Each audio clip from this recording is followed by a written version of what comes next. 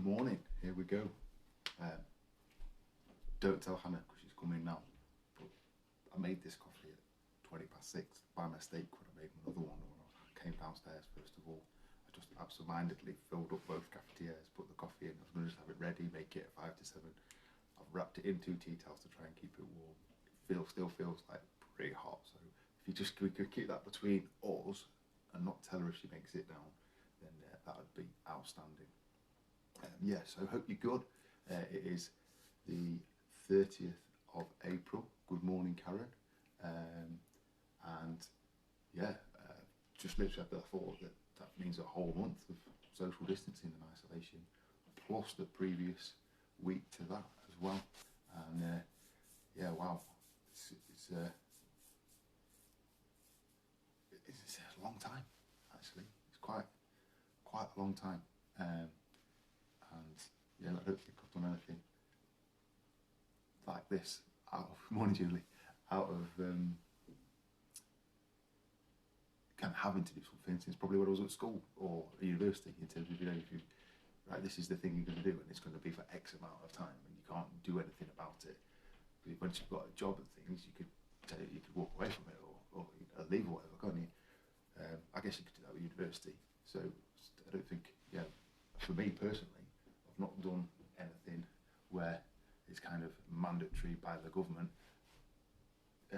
since I was at school. Wow, that's mental, isn't it, really, to think that, if you look at it that way. And things are good, and at the same time, they're probably still as hard and as challenging as everyone else will be finding it.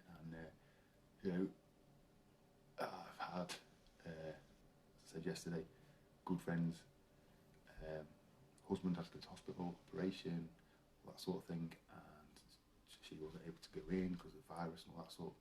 So tough times for a lot of people missing out on holidays, and people that I know well, and gutted for them because they're big things, they're looking forward to it for a long time.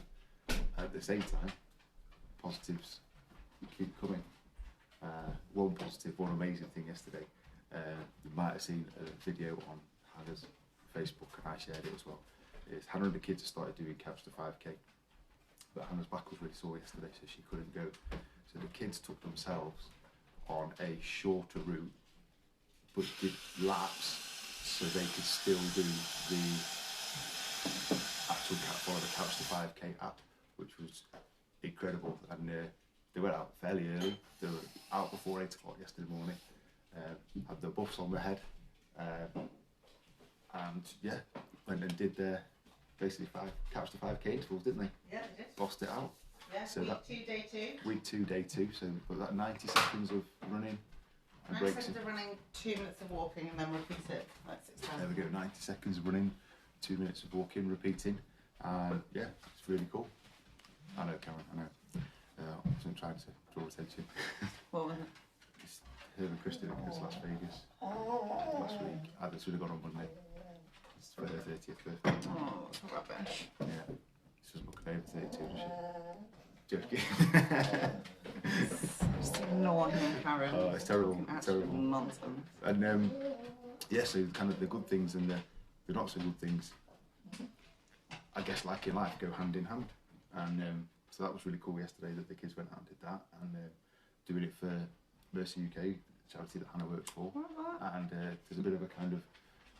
It's like a whole movement. I don't really know what happened. It's like a mini movement, So I had a chat with my friend who is the COO, and she was saying about her and her daughter were thinking about doing Couch to 5k, and I said, me and the kids started doing one last week, and she's like, we should do it for Mercy, that would be great. We could get loads of people on board, like, supporters and people all around, and it'd be a really lovely community thing, and we could do it all together.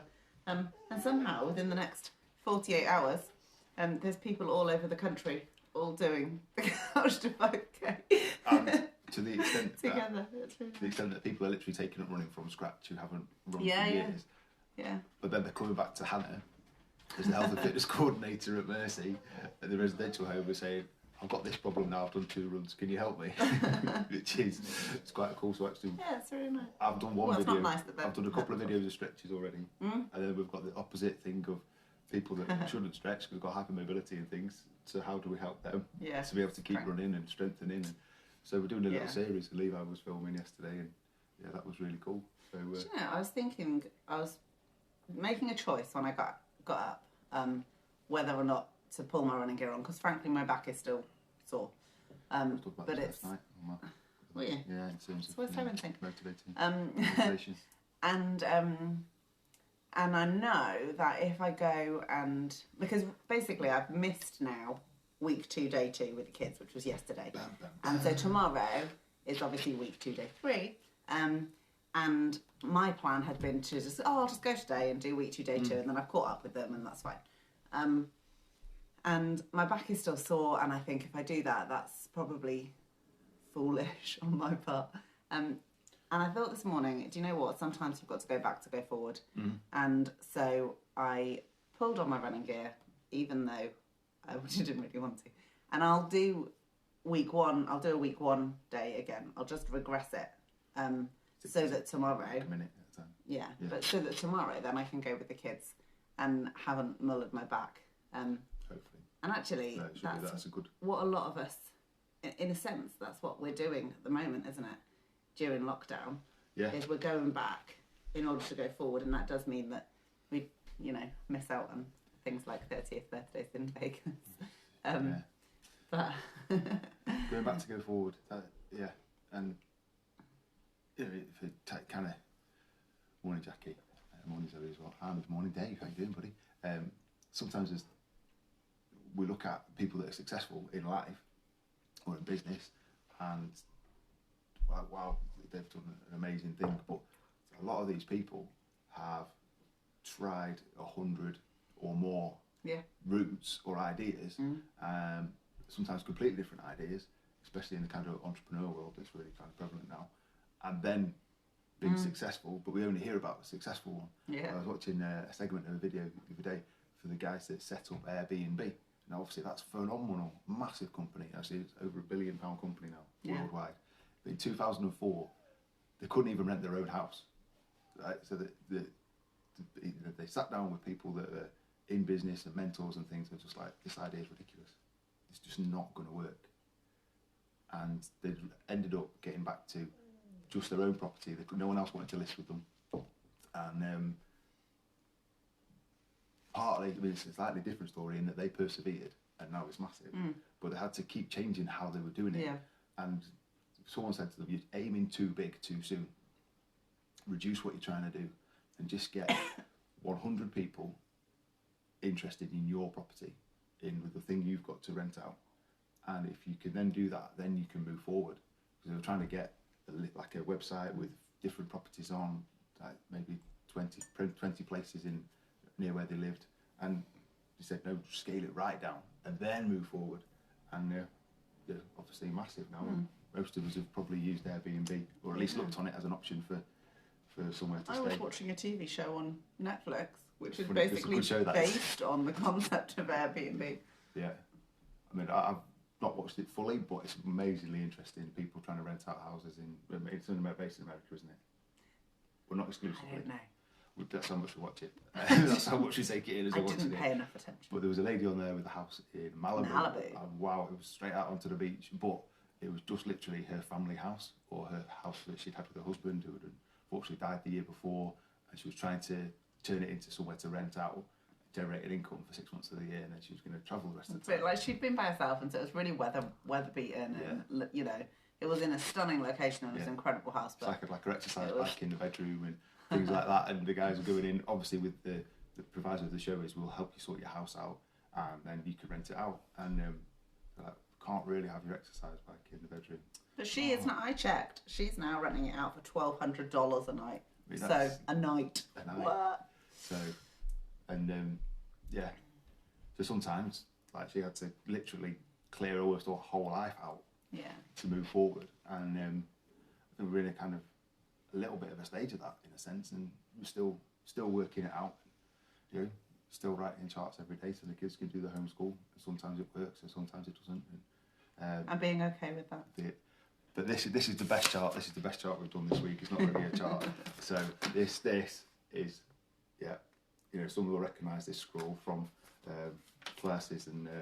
I don't even. It's not even like you've got some horizontal, some vertical. I don't know. Well, because so this was Tom Holland's massive Marvel pub quiz on Instagram Live last night, and it's like 140,000 people. Ridiculous all doing number this of people trying Marvel to do it. Pub quiz. And he was organised, but he wasn't organised. It was all quite fluid. Really he ended up having to get his brother in the second half. You can tell he's a fairly young bloke and was just doing it for a bit of laugh. His brother had to come in and said to him after the fourth question, "You're holding the cards up with the questions on, and the answers are all on the back." And it's like, oh, I didn't realise. So he stopped doing that and then went on to the next thing. And I got 21 out of 31. Well done. Now, whether it was actually 31 questions, no one knows because he lost count. And at one point when they're doing the answers, because it was like into 45, 50 minutes, he had to let his brother take over to do a couple of questions because he needed to bother away. it wasn't one of these polished things. It was just literally him slightly chaotic. and his brother and his other housemate at their place, just doing questions for Marvel. And he was like, I didn't even know the answer to this one, I had to look it up. Yeah. And he basically just Googled some Marvel questions. and he is a big Marvel fan before he played Spider-Man. He's always been into Marvel. But yeah, some of the questions were like, even from my deep level knowledge. Do you reckon you could not play catch with the dog in the house right now? Thanks, babe. Yeah. The Eden Joy song's coming from Julie, that's great.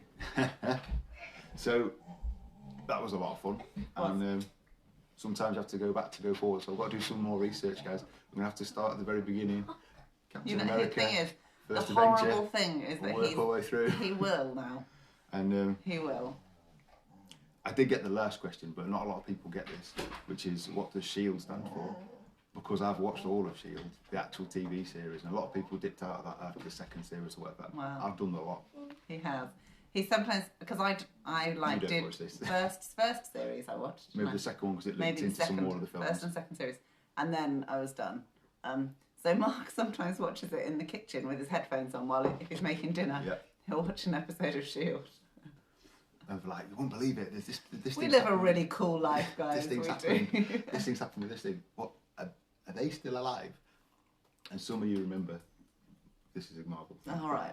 Phil Coulson, the character from, he was in Thor, then he was in the first Avengers film, and Loki stabs him, and then in SHIELD, the series, he's alive, right?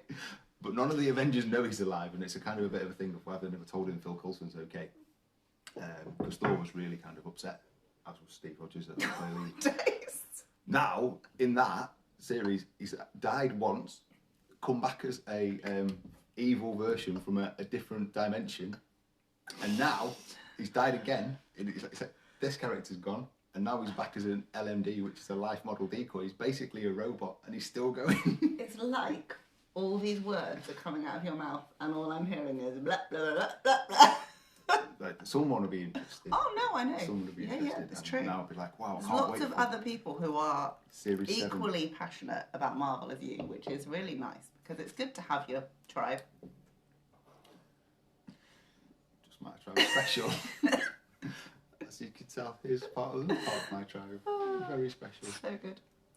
Yeah, so that's going back to go forward. Going back to go forward. I like that. Yeah. That's going to go into something else somewhere, you know, in terms of what I share somewhere. That's Good. going to be great. Glad I can feed you information. It's just reframing things. It's you know? true. I was going to come on and talk about motivation this morning after talking about Oh, goals sorry. yesterday.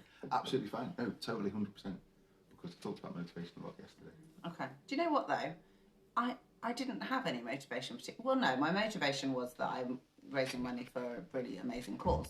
But within myself, I didn't particularly have any motivation. My back is still, you know, achy, and I was like, oh, I can totally not go for legitimate reasons. Yeah. And sometimes you just have to make a choice, even if you don't have any motivation. And That's true. I think I was talking to somebody at work yesterday about it. I think actually the things that help that, because we're not always going to feel motivated, we're just not. And if you've got a plan in place that is that there's you can scale back.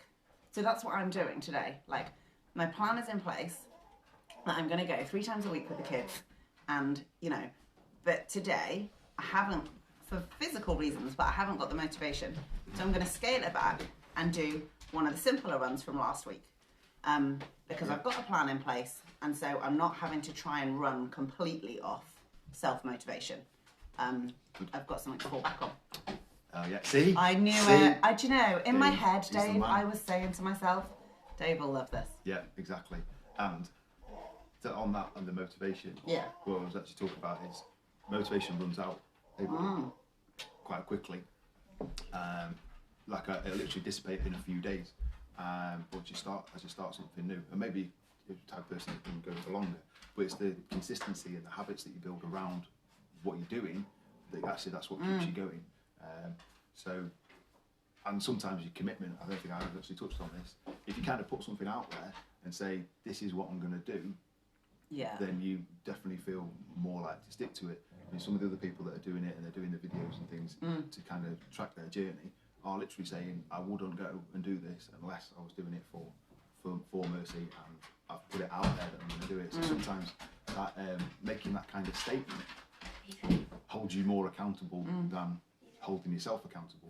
And I do it sometimes, and I'll have an idea that I'm about to kind of run with or do, and I end up telling someone about it, so then I have to do it. Because partly maybe it's some part of a business that I'm going to do, or today guys, I'm going to make sure I bring out this video, and therefore I'm going to have to do it. I've definitely got to do it. I've made that commitment. Yeah. And that's what keeps you going. And it depends, doesn't it, like on what it is. Yeah. And obviously this is a couch to 5k. I can put that on social media and that's fine. And it's not necessarily wisdom to share everything that you think that you might want to do on social media. But I think having that level of having that kind of accountability. So like initially I just a friend of mine that I know is doing couch to 5k, I just text her like a little pic of me and Levi at the end of our first run, just to say like, oh look, we did it. And then she messaged me back and she was like, oh, I wasn't feeling like it, but now I'll do mine because I've seen yours. And just even that kind of accountability. Yeah. It's really cool. Really cool. Yeah, so just keep going, basically. Yeah, even if you have to go back first. Find the reason, scale it back to move forward. Yeah. That's good stuff. Yeah, really good. I'm glad you came, because I was just going to talk about that. Guys, as always, we're asking, how can we help you today? So if there's anything we can help with, any support we can give you, health, fitness, well-being, homeschool, family stuff, we haven't got it all worked out. And we always want to kind of say that before, we probably should say it at the beginning. But like a disclaimer. Yeah, like a disclaimer. Like go and see the doctors before you listen to this. all these ideas are our own, and they might not work really well for you. But so comment, message, anything we can help with. That's what we're here for. So give us a shout. Have a really good day, and we'll catch up tomorrow morning, 7 a.m. See ya.